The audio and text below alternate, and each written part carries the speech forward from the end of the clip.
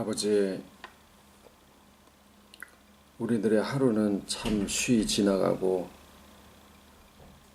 우리들의 심령은 바람에 흔들리는 갈대처럼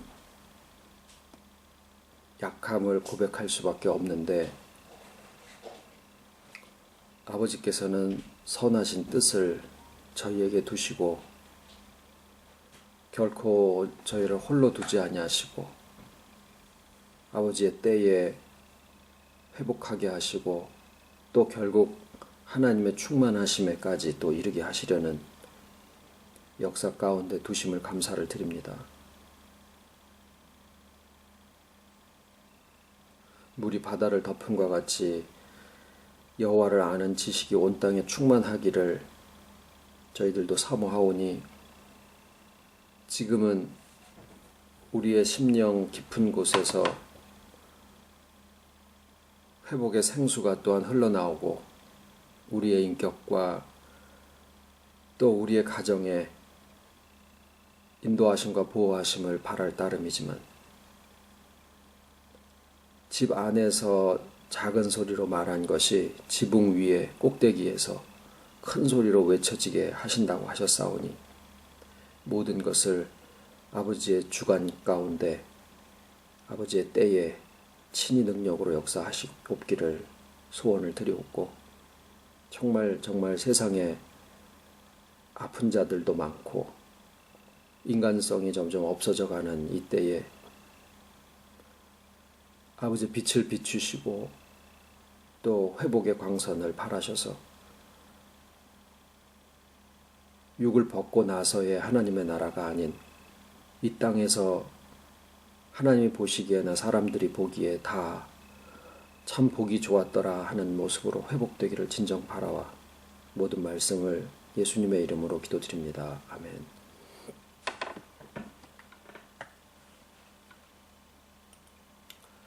하나님의 말씀은 사도행전 24장 14절로 16절까지입니다. 사도행전 24장 14절. 그러나 이것을 당신께 고백하리이다. 나는 저희가 이단이라 하는 도를 쫓아 조상의 하나님을 섬기고 율법과 및 선지자들의 글에 기록된 것을 다 믿으며 저희의 기다리는 바 하나님께 향한 소망을 나도 가졌으니 곧 의인과 악인의 부활이 있으리라 함이라. 이것을 인하여 나도 하나님과 사람을 대하여 항상 양심의 거리낌이 없기를 힘쓰노라.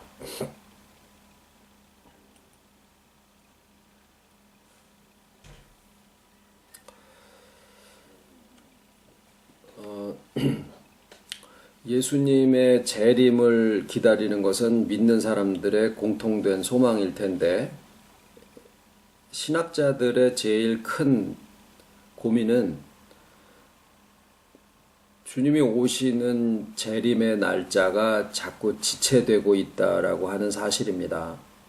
그러다 보니까 예수님의 재림과 관련되어져서 수많은 혼란이 일어나게 되고 또 많은 단체들이 사회에 무리를 일으키는 그런 상황까지 가게 되고, 그러다 보니까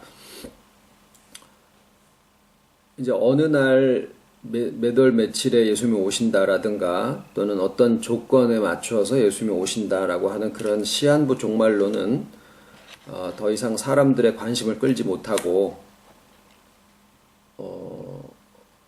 그저 시끄러운 단체라고 하는 그러한 오명을 받을 수밖에 없는 그런 상황들이 되어버렸습니다. 그러면은 일반적으로 그냥 교회에서 우리가 예수님의 오시는 날이 언젠지 모르지만 그저 예수님이 다시 오시는 것은 사실이니까 그 날을 그저 우리가 생각하면서 살면은 그게 지금 가장 우리가 취할 수 있는 예수님의 재림에 대한 지혜로운 자세다라고 가르치고 있거든요. 그게 이제 예수님의 재림에 대한 거의 대부분의 기독교에서 얘기하고 있는 그 가르침의 내용이에요. 근데 이제 그것은요, 문제가 없느냐? 아닙니다. 여전히 문제가 남아 있어요. 마치 뭐와 같으냐면 사람 언젠가 다 죽을 거 아니냐. 그러니까 우리가 죽는다라는 사실을 염두에 두고 살자라고 얘기하는 거랑 똑같아요. 우리가 오늘을 살아가는 데 있어서 우리가 꼭 죽을 사람이니까 시한부 인생이니까 그 죽을 날을 생각하고 오늘을 열심히 살자 이렇게 평소에 가르침을 받지 않습니다. 나이가 70, 80, 90이 되셔도 내가 언젠가는 죽을 사람이니까 라고 생각하고 살지 않는다라는 거예요. 그러니까 예수님의 재림에 대해서도 그 날과 그 시는 알지 못하니까 언젠가는 예수님이 오실 거니까 우리가 깨어서 오늘의 삶을 열심히 살자 이렇게 가르치는 주님의 재림과 오늘을 그렇게 연관시켜서 이야기하는 것으로 재림에 대한 것을 우리가 다 알았다라고 생각하면은 뭔가 아주 굉장히 중요한 것을 빼먹은 게 됩니다. 그게 뭐냐면 뭘 빼먹은 거냐면 구원의 현재성은 누가가 얘기할 때 오늘이라고 많은 강조를 했을 때 이 구원의 현재성에 예수님이 재림하신다라고 하는 사실을 장래의 사건으로만 두고 그러면 현재에는 주님이 아직 오시지 않았으니까 내가 뭔가를 해야 된다라는 생각을 하고 살게 된다라는 거예요. 앞으로 주님이 오실 거니까 그렇다라는 얘기는 지금은 예수님이 본질적으로는 아직 안 오셨다라고 생각한다라는 거죠. 거기에 많은 설명이 들어가겠죠. 성령이 오셔서 뭐 여러 가지 말을 하겠죠. 그런데 기본적으로 어린애 같은 단순한 표현을 볼 때 예수님의 재림이 아직 안 오셨다라고 생각하니까 지금은 안 계시다라는 얘기가 된다라는 거예요. 우리 예수님 잘 믿어. 그거는 과거의 나를 위해서 해놓으신 공로를 믿는다라는 얘기지. 지금 현재 나와 함께 하시려면 지금 와 계셔야 된다라는 거거든요. 안 오셨으면은 지금 없는 거고 지금 동행하려면 오셨어야 된다라는 거예요. 그래서 이 아주 단순한 요 내용을 오늘날 교회에서 잘못 가르치고 있기 때문에 예수님의 재림에 대한 것은 나중 일이고 우리는 예수님이 해놓으신 공로만 가지고 있는 거고 예수님은 지금 어딘가 다른 장소에 계시다가 앞으로 오신다 이렇게 생각을 하고 있는 거라는 거죠. 그래서 오늘 이 주님의 재림과 더불어서 뭘 이제 나누려고 하냐면 그러니까 예수님의 재림이 이렇게 능력으로 실질적으로 예를 들어서 내가 밥을 먹어요. 그러면은 한 30분만 지나도 그 밥심이 나오잖아요. 약을 먹어서 머리가 굉장히 아파요. 치통이 생기고 막 그래요. 뭐 타이레놀이나 에드벨 이런 걸 하나를 먹었습니다. 한 30분 지나면 치통이 사라집니다. 이게 약효가 실제로 나타나야 되는 거거든요. 내가 과거에 약을 먹었어. 이것도 아니고 내가 나중에 약을 먹을 거야. 이거는 아니라는 얘기예요. 나에게 직접 지금 현실적으로 약효가 나와야 돼요. 예수님의 재림과 부활의 능력도 그렇습니다. 나중에 부활할 것, 나중에 재림하실 것, 옛날에 부활하신 것, 이게 아니라 그 부활의 능력과 재림하시는 주님의 그 생명이 지금 나는 필요한 거예요.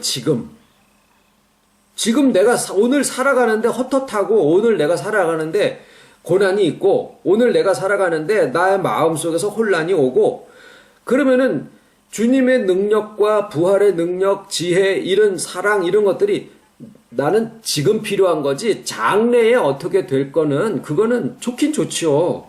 2020년 되면은 적금 부으는 것도 이제 다 끝나고 애들 교육도 다 지나가고 이제 뭐 연금 나오고 그래서 이제 그때가 되면은 참 좋을 거요 라고 바라는 게 아니라 지금 당장에 내가 살아야 되겠다라는 거예요. 이거를 구원의 현재성이라고 합니다. 요 부분이 오늘 나눠지어야 되는 말씀 속에 담겨 있는 내용입니다. 그러니까 좋으시면 안 되겠죠. 자, 그런데 이 주님의 재림을 재림 요즘에 굉장히 멀어요. 근데 요 재림을 주님의 재림을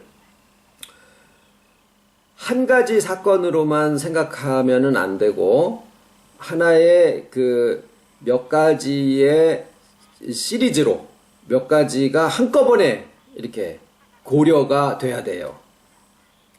그러니까 주님이 재림하실 때 첫째 부활이라는 사건이 일어나게 되고 그 다음에 그 첫째 부활에 참여한 자들이 오신 주님과 더불어서 1000년 동안 왕노릇하리라라는 거예요.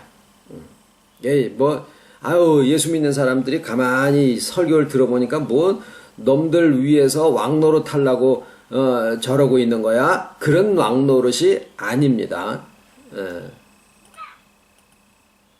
그런 왕노릇은 아니에요. 그러니까 누가 누구보다 높아지려고 하는 그런 내용이 아니에요. 그거를 문구적으로 잘못 받아들여져 가지고 교회에서들도 세상에서 못하는 권력 행사를 교회에서 하려고 그러고 세상에서 못하는 옷자랑 돈자랑 이런 걸 교회 와서 하려고 그러고 세상에서 못한 그런 지식자랑 이런 걸 이러면은 이건 그 복음의 본래의 의미하고 굉장히 다른 겁니다.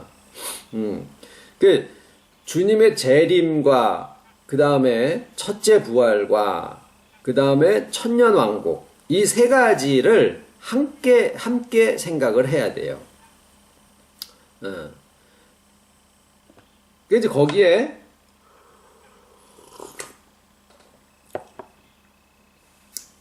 천년 왕국은 이제 천년 왕국만 가지고도 이제 한 3박 4일을 또 말씀을 나눴던 적이 있었죠. 그래서 지금 그걸 다 지금 설명하기는 좀 그렇고 천년 왕국에서 우리가 한 가지만 딱 짚고 갈 것은 그게 그러니까 지금이 2016년인데 2016년에서부터 예를 들어서 천년 왕국이 시작된다 그러면 3016년까지의 기간을 얘기한다. 이게 아니라는 거예요. 그러니까 숫자적으로 천년을 얘기하는 게 아니라 영원이라는 시간을 우리가 이 인과 법칙, 그러니까 과거가 현재가 되고 현재가 미래가 되는 이 시간의 일직선적으로 가는, 그러니까 원웨이, 한 방향으로만 가잖아요. 그래서 그 시간 속에서 우리가 모든 걸 생각을 하는데 그 시간이 아주 무한히 길어진다 라고 했을 때 1년, 2년, 3년, 4년 이렇게 쭉 쉬어가는 그 시간이 영원에 해당하는 정도로 아주 굉장히 길다라고 해서 시간의 흐름이 더 이상 무의미해지는 정도의 긴 시간, 그것을 천년으로 성경에서는 이야기를 합니다. 딱 999년 다음에 이제 천년 왕국이 1년 남았네 이런 뜻이 아니라는 거예요. 자, 그런데 이제 문제는 오늘 지금 이제 첫 번째 얘기 드리고자 하는 것은 이 천년, 재림, 그 다음에 첫째 부활, 그 다음에 천년 왕국, 이 세 가지가 다 뭐예요? 황당하지요. 예수 안 믿는 사람들이 볼 때는 아주 황당무계한, 옛날 무슨 무협지에나 나올 것 같은 그런 얘기들이에요. 그래서 성경을 보기가 참 마음의 피부에 와닿지 않습니다. 그런데 지금 이제 그래서 처음에 무엇부터 말씀을 드렸냐면은 지금 우리가 나누는 이 모든 논의가 이런 모든 이야기가 구원의 현재성 뭐예요? 지금이다라는 거예요. 지금 나의 인격 속에서 어떻게 이것이 풀어지느냐. 가장 성경적인 해석 속에서 나오는 답이 지금에 그게 적용되어지는 거예요. 장래일이 아니다라는 거예요. 결론을 내리면. 왜 그렇게 되느냐라는 것을 지금부터 이제 설명을 드리려고 하는 겁니다. 그런데 그냥 해서는 안 되고 성경은 성경을 통해서 풀어져야지만 됩니다. 그래서 이것이 마치 베이징이 언제 교회가 두 개가 됐어요. 예. 그래서 예, 한 베이징은 나가셨네요. 그래서 이제 성경에서 그러면 천년 왕국을 이제 잠깐 두고 그 동안에 천년 왕국 동안에 주와 더불어서 왕노릇하는 자들은 첫째 부활에 참여한 자들이다.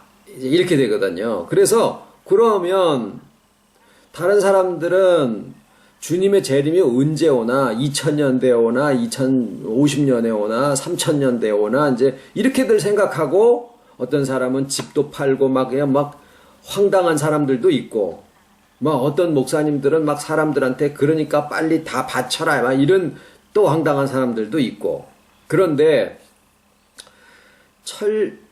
주님의 재림과 더불어서 그러니까 우리는 주님의 재림이 언제 오느냐라는 시간적인 것에 관심을 두는 게 아니라 주님의 재림의 의미와 그 다음에 그 주님의 재림과 더불어서 발생하게 되는 첫째 부활이 뭐냐 이것을 지금 관심이 더 가는 거예요. 그게 성경이 우리한테 얘기하고자 하는 바예요. 그러니까 막 어떤 사람들이 뭐 주님의 재림이 몇 년 남았다 이렇게 할 때 실제로 성경이 우리한테 말씀하시는 바는 그거보다 첫째 부활하는 자들이 있다. 이게 더 중요하다라는 거죠. 그런데 이제 첫째 부활은 어떤 사람이 하느냐?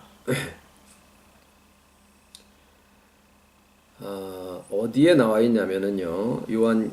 제가 읽겠습니다. 요한계시록인데 20장입니다. 제가 봉독합니다. 또 내가 보좌들을 보니 거기 앉은 자들이 있어. 이거는 눈으로 보는 것도 괜찮으실 텐데.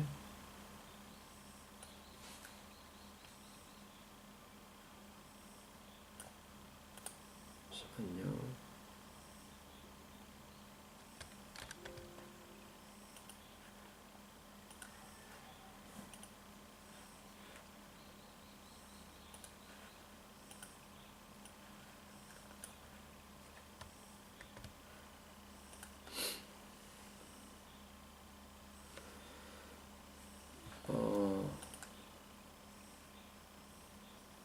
보이셨나 모르겠네요.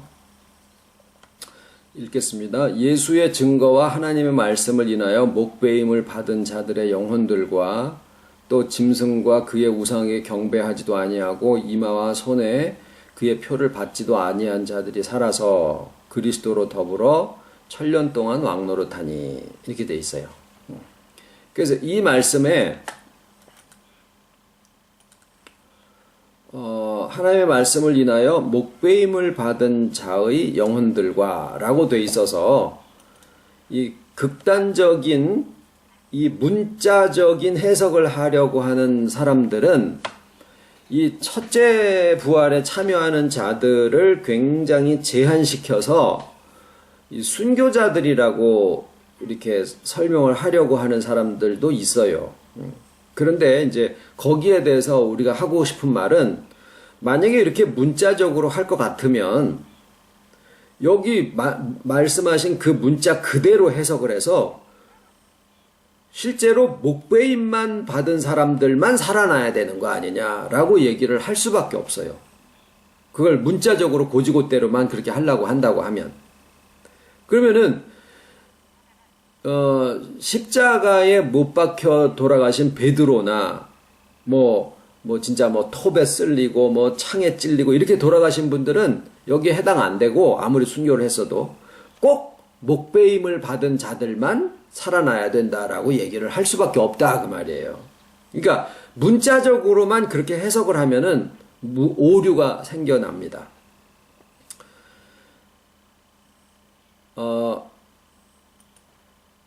그런데 그 내용을 그러니까 이제 그 내용을 우리가 묵살하자라는 거는 아니고 단지 이제 여기는 이렇게 얘기하고 여기는 이렇게 얘기하는 지역적인 해석은 좀 배제를 하고 그러나 누구나 다 공감할 수 있는 내용은 거기서 건져낼 수 있는 거죠. 예를 들면 첫째 부활을 하려면 언젠가는 첫째 사망을 했었어야 되는 거죠. 그러니까 첫째 사망이 뭐냐, 이게 이제 먼저 문제인데, 영혼이 죽은 것을 얘기를 해요. 그러니까 목배임을 받은 자들의 영혼들과 라고 했을 때, 영혼이 죽었다라고 하는 것은 육체의 생명을 얘기하는 게 아니라, 그럼 영혼이 죽었다라는 것은 언제적 얘기냐? 하나님으로부터 분리됐을 때, 영혼이.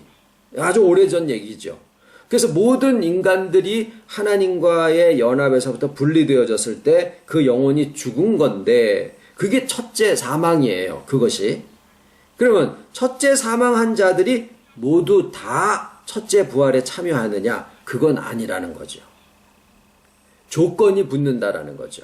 그래서 요한계시록 20장에 나와 있는 말씀 중에서는 첫째 사망을 한 사람들은 옛날에 하나님으로부터 영혼이 분리돼서 그 죽은 자들이 첫째 사망이구나. 그거고, 그 다음에 그 가운데서 모두 다 부활하는 게 아니라 어떤 조건을 가진 사람들이다라는 거예요. 그런 사람들이 첫째 부활에 참여한다라는 거죠. 자, 그러면은 어떤 조건이 있느냐? 여기에 이제 예수의 증거와 하나님의 말씀을, 목배임을 받은 자들의 영혼과 짐승과, 만약에 이렇게 본다라고 하면 예수님 오시기 전 사람들은 또 여기에 해당이 안 되거든요. 그러니까 이것이 자꾸 이제 성경을 우리가 바라볼 때 어떤 식으로 자꾸 보게 되냐면, 내가 흘러가는 강물 위에서 배를 타고 간단 말이에요. 뗏목이나 이런 걸 타고 가면은 세상이 나를 거슬러서 오히려 막 다 지나가는 것처럼 보여요. 세상이 흐르는 것처럼 보인다고요. 그게 우리가 과거에서 현재로, 현재에서 미래로 흘러가는 이 시간이라고 하는 강물 위에 지금 떠내려가고 있는 입장에서 모든 것을 바라보고 있는 그 관점이에요. 시각이에요. 성경도 우리가 그렇게 보고 있어요. 그런데 성경은 흐르는 것을 기록한 게 아니라 절대적인 것을 기록하고 있기 때문에, 다시 말하면 시간의 흐름과 무관한 상황을 지금 기록하고 있기 때문에 내가 이것을 바라볼 때 시간적인 흐름 속에서 이걸 바라보면은 안 풀려요. 요한계시록도 마찬가지입니다. 그래서 이 요한계시록 20장에 있는 천년 왕국과 첫째 부활에 참여한 자들을 어디로 봐야 되느냐 하면, 시간의 흐름과 상관없는 세계에서 이것을 해석을 해야 되는데, 언제에 그런 경우가 기록이 되어 있느냐 하고 보니까, 예수님이 십자가에 돌아가신 다음에 육체적으로는 무덤 속에 묻히셨는데 영으로는 옥에 갇힌 영들에게 전파하시니라. 베드로전 3장 21절인가 그렇게 나와 있어요. 자, 그러면 그때 이제 설명이 예수님이 이제 상황을 다시 얘기해 보면, 이제 십자가에 돌아가셨어요. 그리고 아리마대 요셉이 자기의 새로 판 무덤에다가 장사를 지냈습니다. 안식일이기 때문에 모략을 집어넣지도 못하고, 그래서 안식일 날은 쉬었어요. 그래서 약 2박 3일 동안을 무덤 속에 계셨는데, 여기서 볼 때는 2박 3일이지만 금요일 날 오후에서부터 주일 날 새벽까지 그 시간 동안을 무덤 속에 계셨으니까, 막달라 마리아와 예수님 어머니 마리아 이런 분들이 볼 때는 아유, 이 안식일이 빨리 지나가야 예수님 몸에다가 모략을 집어넣고 향품도 집어넣고 그럴 텐데, 아유, 어떻게 하나 그 사이에 날은 더운데 이거 뭐 상하기라도 하면 어떡하나, 이런 생각을 했을 거라고 말이에요. 그리고 안식 후 첫날 새벽 미명에 거기를 향해서 가는 거예요. 그들에게는 시간의 흐름이 지금 2박 3일이 지나간 거예요. 그런데 그 기간 동안에 예수님은 무덤 속에 몸은 계셨지만 예수님은 영으로서 옥에 갇힌 영들에게 전파하셨다라고 기록이 되어 있어요. 근데 그 전파된 대상이 누구냐? 그들은 전에 노아로 하여금 방주를 예비하게 하실 때 순종치 아니하던 자들이라. 라고 베드로가 여전히 얘기를 하고 있습니다. 그러면 예수님이 영으로서 이제 지옥에 그때 옥에 갇힌 사람들한테 이제 전파를 하는데 그 사람들이 이렇게 몇 명이나 됐을까요? 노아 시대 때 방주에 구원받은 사람이 8사람이었는데 나머지 사람들은 다 물에 빠져 죽었는데 그때 당시의 과학 기술이 요즘의 과학자들이 이렇게 찾아내는 거 보니까 그때의 글라이더와 같이 생긴 비행체가 있었다라고까지 얘기를 해요. 그러니까 사람들이 이게 비행술이 있었다라는 거예요. 엔진을 만들었는지는 모르지만은. 근데 충분히 그 정도의 과학기술을 가지고 있었을 거라는 생각은 성경을 통해서도 우리가 할 수가 있습니다. 그리고 어떤 유적은 키가 한 7m, 8m 정도 되는 그런 인간의 거대한 유해들을 발굴해낸 경우도 있어요. 그들을 네피림이라고 그렇게 표현을 합니다. 거인족.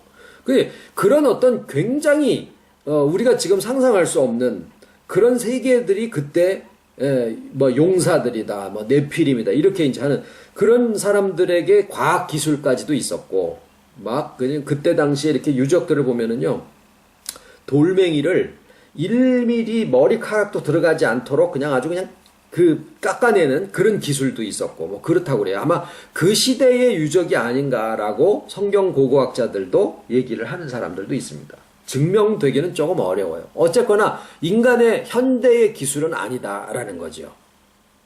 자, 그런데 뭐 한 10억 정도 됐을 거다라고 볼 수도 있어요. 그때 당시에 번식하는 여러 가지 것들을 볼 때. 그런데 어쨌거나 그때 순종치 아니하던 사람들이 어딘가에 이렇게 모여 있어서 예수님이 그 사람들한테만 내가 가가지고 전파를 해야 되겠다. 왜 꼭 그 사람들한테만이라고 돼야 되느냐라는 거죠. 우리가 여기서 예수님이 몸으로는 무덤에 계셨으나 영으로 옥에 갇힌 영들에게 전파하셨다라고 하는 그 상황을 시간을 딱 제외해놓고 공간도 제외해놓고 생각을 해보면 거기는 예수님이 딱 돌아가신 그 상황 거기에는 시간과 공간이 없는 세계예요. 네? 오늘날 아버님 돌아가신 지가 한 2년 됐으니까 10년 됐으니까 오늘이 기일이구나. 벌써 돌아가신 지가 10년 되셨네. 이렇게 생각하지만 실제로 돌아가신 분은 내가 세상을 떠나온 지 10년 됐구나. 모른다라는 거예요. 시간의 개념이 없다라는 거예요. 그게 영원이라는 얘기예요. 예수님이 거기에 계신 거예요. 영원에 계신 거예요. 그러면 그 영원에는 장소도 따로 있는 게 아니고 시간적으로 과거와 현재가 따로 구분되지 않습니다. 심지어는 미래도 영원에는 구분이 없어요. 그냥 다 하나예요. 그냥 존재가 있을 뿐이요. 그러면 무슨 얘기가 되냐면 예수님이 십자가에 돌아가시고 무덤에 계신 그 2박 3일 동안에 예수님은 지옥이라고 하는 곳에 들어가신 거다라는 건데 거기에 그 지옥이라는 어떤 공간이 아니라 뭐냐면 영이 다 죽어 있다라는 얘기예요.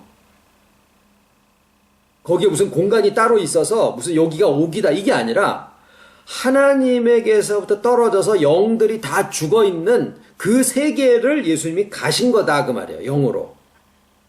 그러니까 그 죽은 영혼의 세계에는 오늘날을 살고 있었던 우리들의 죽은 영혼도 거기에 같이 있다라는 거예요. 과거에 예수님 이전에 죽은 영혼에게만 해당되는 게 아니라 영이 죽어 있는 그 상태에 예수님이 들어가신 거다라는 거예요. 우리의 그러니까 현대에 살고 있는 죽은 영혼들의 세계까지 다 포함해서. 그러니까 우리가 이제는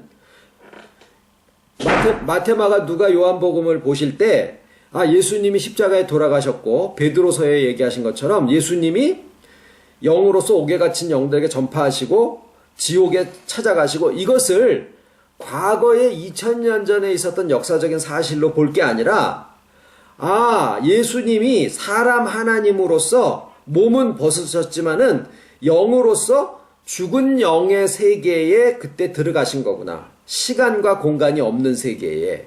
그래서 그들을 만나서, 자, 한번 생각해 보십시오. 성경에 나와 있는 대로는 옥에 갇힌 영들에게 전파하셨어요. 그 다음에 전파하시고 나서 들을 놈은 듣고 말 놈은 말고 쫓아 나올 놈들은 쫓아. 이게 아니라 택하신 모든 자들을 그 다음에 어떻게 하셨겠느냐라는 거예요. 다 살려서 끄집어 데리고 나오셨을 거 아니냐라는 거죠. 전파만 하시고 끝난 게 아니라 그 모든 택하신 자녀들을 살려서 그 영들을 다 끄집어서 내왔다라는 거예요. 약속으로만 돼 있던 세계를 실제로 내려가셔가지고 다 끄집어 올라오셨다라는 거죠. 그런 다음에 그 다음에 2박 3일 후에 안식 후 첫날 새벽 미명에 예수님이 무덤 돌을 열고 나오시잖아요. 그 다음에 40일간의 행적은 내가 살아났다라고 하는 사실을 육체적으로 보여줘야 되니까 선택된 사람들에게 그 사실을 보여주신 거예요. 계속. 이게 봐라. 손가락 넣어봐. 그리고 막 식사하실 때 축사하시는데 눈이 열려서 보게 하시고 이런 식으로 자기가 살아나셨다라는 사실을 알려서 믿게 하시는 작업을 하신 거예요. 그런데 그 과정에서 굉장히 힘들었죠. 그리고 그들의 입을 통해서 그 다음 사람들에게 또 전하게 하신 거예요. 예수님이 다시 또 나타나시지는 않았어요. 자, 그러면 이제 아까 현재가 중요하다 이 말씀 드렸는데 예수님이 죽었다가 살아나셨다 이거를 부활로 자꾸 보니까 더 중요한 것은 뭐냐면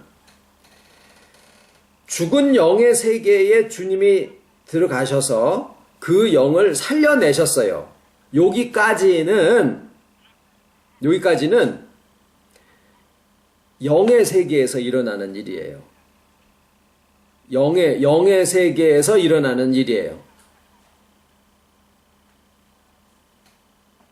죽은 영의, 그러니까 지금 이 말씀을 드리는데 이게 이해가 되시면은 좋겠어요. 뭐냐면, 내 죽은 영에 주님이 연합하셔서 이것을 소생시켜 주신 그 사건과 베드로가 얘기한 것처럼 2000년 전이지만 예수님이 십자가에 돌아가시고 무덤 속에 계시는 동안에 옥에 갇힌 영들에게 전파하셨던 그때 그 죽은 영들을 살려내신 거하고 내게 오셔서 내 죽은 영을 소생시켜 주신 거하고 이게 같은 사건이다라는 거예요. 이 시간적으로는 2000년의 그 차이가 있지만 영적인 의미로 시간이 구별되지 않는 시점에서는 내 죽은 영을 살려주신 그것과 2000년 전에 예수님이 영으로서 옥에 갇힌 영들에게 전파하신 사건이 한 사건이다라는 거예요.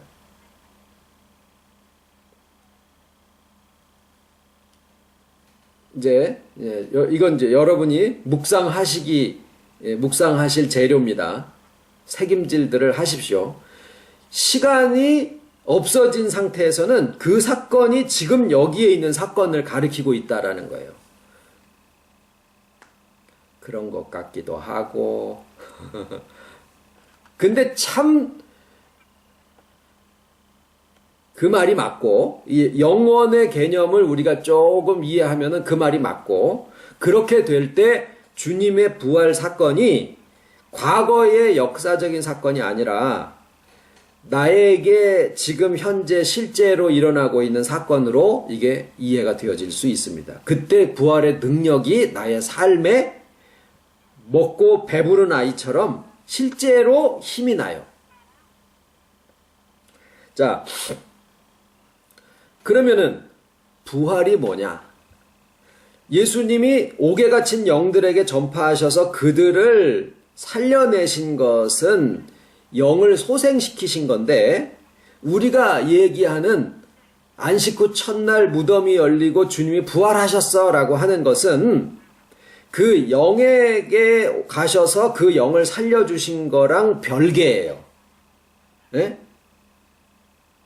그러니까 옥에 갇힌 영들에게 전파하셔서 죽은 영을 살려주신 거하고 그 다음에 무덤 문을 열고 주께서 부활하셨어 라고 하는 거랑은 별개라는 얘기예요.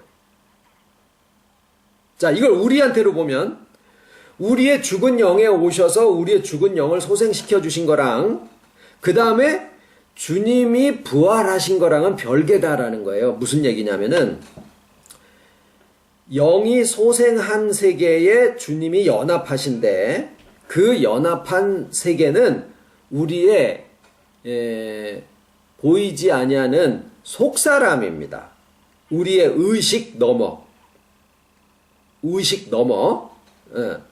그런데 주님이 무덤을 열고 부활하시는 것은 우리의 인격으로 볼 때 어느 과정에 해당하는 거냐?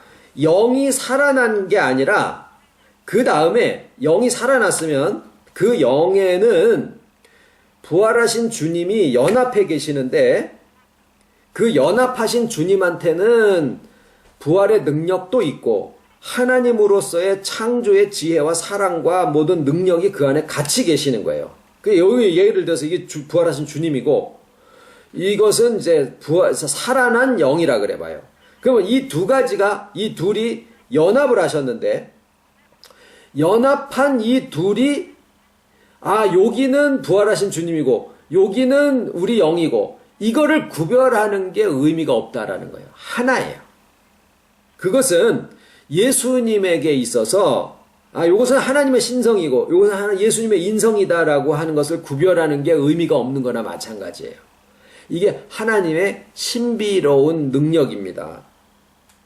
이게 그리스도의 신비인데 그 신비가 지금 우리 안에 내재되어 있다라는 거예요. 나의 소생된 영혼과 부활하신 주님의 연합은 따로 구별할 수가 없어요. 그런데 이게 뭐냐? 속사람이요. 우리의 속사람, 살아난 속사람이 돼 있어요. 근데 이 속사람이 부활하신 주님과 하나 되어 있는 속사람이 그 다음에 우리의 이제 뭐예요? 겉사람의 인격. 겉사람은 내가 생각하고 느끼고 기분 좋고 뭐 어떤 걸 결정하고 뭐 사람들과의 관계가 있고 이런 모든 것들. 이게 겉사람이에요. 우리가 나의 인생이라 나의 인격이라고 하는 것을 느끼는 모든 게 다 겉사람이다라고 할 때 이 겉사람에게로 속사람인 소생한 영혼과 부활하신 주님의 연합이 이 겉사람으로 이제 나와야 되는데 이 나오는 과정에 뭐가 막혀 있어요? 커다란 돌이 딱 막혀 있다라는 거예요. 왜 막혀 있을까요? 안 된다고 그러기 때문에 그래요. 안 돼! 못 믿어! 이건 아니야! 라고 부정하고 있기 때문에 이게 살아나셨는데 돌에 딱 막혀 있어요. 이게 뭘까요? 지식이에요. 지식. 잘못된 지식. 네, 그래서 나사로를 살리실 때 가서 굴 앞에 있는 돌을 옮겨놔. 그랬더니 마르다가 썩어 죽은 지 나흘 돼서 벌써 썩어서 냄새가 나나이다. 그러니까 내가 뭐라 그랬니? 믿는 자들은 능력을 보리라고 영광을 보리라고 했어? 안 했어? 그리고 막 역정을 내시잖아요. 그래서 옮겨놓으니까 나사로야 나와라. 자, 그때 소생한 영혼이 겉사람에게로 그 인격으로 이제 흘러나오기 시작하는 것이 성령이라고 표현을 하고 계시는데 그 속사람에게서부터 있었던 소생한 능력과 주님의 부활하신 능력이 오늘날 이제 우리의 겉사람에게로 나오는데 영원의 세계에서는 영이 살아났어요. 왜? 주님이 영의 옥에 갇힌 영들에게 찾아가셔서 전파하심으로 과거, 현재, 미래의 모든 영들을 다 살려주셨는데 그것이 시간의 흐름 속에서 겉사람으로 튀어나오는 것은 사람의 출생 시기가 다 다르듯이 그 속에 있는 살아있는 영이 튀어나오는 것은 사람마다 다 다르다라는 거예요. 나한테는 언제적이고 저 사람한테는 언제적이고 다 그 사람마다 하나님하고 사이에서 아는 그 시기에 소생한 영이 부활하신 주님과 연합해서 소생한 영이 겉사람의 인격으로 흘러나오게 되는데 거기에 뭐가 필요해요? 거기에 뿅아리가 부화해서 나오려면 부화해서 나오려면 뿅아리가 자라나지만 아무 때나 이렇게 놔두면은 냉장고에 놔둔다고 뿅아리가 부화하지 않잖아요. 엄마 뱃속에서 디굴디굴 삼치를 갖다 굴리고 나면은 그 다음 어떻게 됩니까? 뿅아리가 점점 바뀌면서 그게 뿅 하고 나오잖아요. 그러면 겉사람의 인격으로 이게 속사람이 나올 때 뭐가 필요하느냐? 가르침이 필요한 거예요. 가르침이. 그래서 이 가르침의 회복이 우리가 전에는 어떤 안 좋은 상황들이 되면은 하여튼 겸손들 하셔서 다 나 때문에라고 생각들을 많이 했어요. 그러다가 너무 심하면 쟤 때문에라고 이제 손가락질을 하죠. 그래서 기껏 해봐야 자기 아니면은 놈 때문에다라고 생각을 했는데 실제로 뭐가 문제냐? 가르침이 문제였더라라는 거예요. 가르침이 막혀 있으면 부활하신 주님의 능력이 나의 영혼과 더불어서 살아는 났는데 바깥으로 나오는 길 자체가 막혀 있는 거예요. 그래서 가르침으로 이걸 풀어내는 작업을 하면 이제 길이 열리기 시작합니다. 풀어놓아 다니게 하라. 사람들이 풀어놔야 되는 것들도 있어요. 그래서 이 가르침이 실상은 풀어져 나가는 것, 살아난 영을 보고 그 영을 풀어놓아 다니게 하는 과정을 우리가 전도다, 교육이다, 가르침이다 라고 이야기를 하는 거예요. 교인 끌어서 교회를 만들자가 아니라 그 사람에게도 주님이 이미 부활하신 주님이 연합하셔서 소생한 영혼을 만들어 놓으셨는데 그게 누군지는 모르니까 우리가 가서 그 사람에게 너의 영혼도 소생했다라는 얘기를 해주는 거예요. 그게 전도예요. 아, 내가 이 말씀을 전했더니 저 사람의 영이 살아났다가 아니라 너 안에 이미 영이 소생했어. 그런데 그것이 모르고 있기 때문에 이게 바깥으로 흘러나오지 못하는데 왜? 속사람이 있다라는 것 자체도 모르니까. 그런데 왠지 모르게 속에서 헛헛해. 왠지 고독해. 왠지 우울해. 그게 뭐냐면 그 속에서 나오는 어떤 요구들이 바깥에 나오는 건데 조건으로 봐서는 그럴 일이 없거든요. 이 부분이 속에서부터 이제 흘러나오게 하기 위한 그러니까 주님의 이 복음이 가기 전에는 내가 알고 있는 대로는 무덤 저편에 내 사랑하는 오빠가 지금 죽어서 죽은 지 사흘 돼가지고 지금 막 돼지고기 썩는 냄새처럼 막 그냥 냄새가 나. 그러니까 그쪽을 쳐다보기도 싫은 거예요. 왜? 거기 죽은 영이 있으니까. 쳐다보기가 싫어요. 그러니까 자꾸 나는 어디로 가요? 반대 그냥 소유나 세상 눈에 보이는 것들로 자꾸 더 빠져들게 되죠. 그런데 주님은 어딜 가자 그래요? 그 죽은 데를 가자. 무덤에 가자. 그리고서 게다가 돌문을 열어놓으라는 거예요. 그러니까 주님의 말씀은 우리에게 오셔서 좋다. 무슨 여행에 무슨 요새 선전에 그렇게 나옵니다만은 좋은 얘기만 하는 게 아니라 우리의 가장 쳐다보기 싫은 그 부분을 거기를 가자라고 얘기를 하고 계셔요. 주님의 복음이. 왜? 그게 살아났다라는 얘기를 하시는 거예요. 거기가 지금 바뀐다. 너가 쳐다보기 싫은 그 제일 썩어 있는 부분, 그거보다 더 깊이 죽어 있는 영혼, 그 부분을 피해서 도망가려고 바쁘게 사는데 실상은 거기에가 회복이 되어지면은 여기에 행복이 있는 게 아니라 이 죽어있는 영혼이 살아나고 상한 심령이 회복되어지는 데서부터 진정한 충만과 행복이 거기에서 나온다라는 거예요. 복음이 얘기하는 것은. 그래서 그곳에 있던 주님과 나의 소생한 영혼이 나의 겉사람으로 흘러나오기 시작하는 그것을 뭐라 그래요? 그걸 첫째 부활이라고 그래요. 그걸 첫째 부활이라고 그래요. 그러니까 요 얘기를 이제 이해하시면 요한계시록에 나와 있는 첫째 부활이 미래의 얘기가 아니라 지금이고 베드로의 경우에는 주님 부활하신 다음에 그때예요. 그래서 이런 이유로 천년 왕국은 이미 시작되었다. 그러나 어떤 사람에게는 아니고 어떤 사람에게는 이고. 왜? 자기 속에 있는 영혼이 주님과 더불어서 연합하셔서 부활하고 내 겉사람으로 흘러나오기 시작하는 것을 확인하고 가는 사람들에게는 이미 첫째 부활에 참여해서 주님과 더불어 천년 왕국의 왕노릇을 하고 있는 거다라는 거예요. 그러면 이제 우리의 관심은 마지막 한 가지로 갑니다. 뭐냐면, 그러면 이미 육을 벗고 아버지 앞에 부르심을 받아서 가신 분들은, 가신 성도들은 어떻게 되느냐?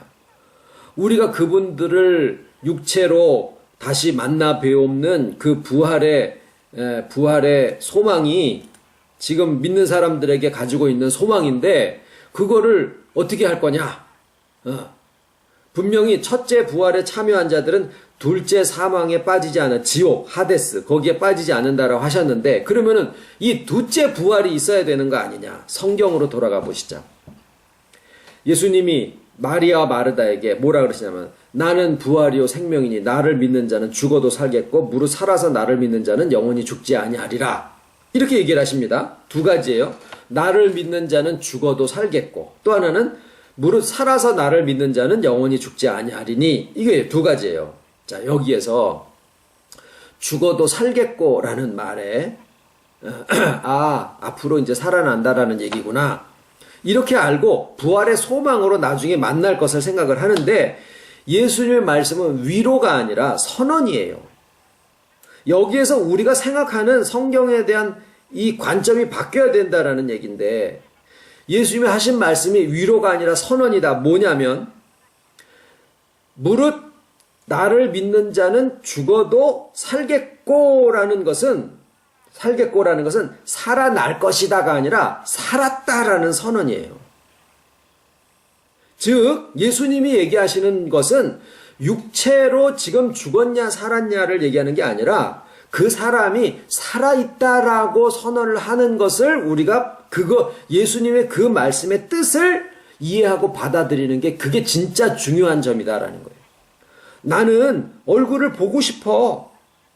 그런데 실상은 더 중요한 것은 죽어 있어도 실상은 주님 앞에서 살았다라고 하는 그게 더 중요한데, 거기서 한 가지 더 가는 것은 살아서 나를 믿는 자는 영원히 죽지 아니하리라. 그것은 육체가 안 죽는다라는 게 아니라 내가 지금 주 앞에 살아났으면 다시 안 죽는다라는 거예요.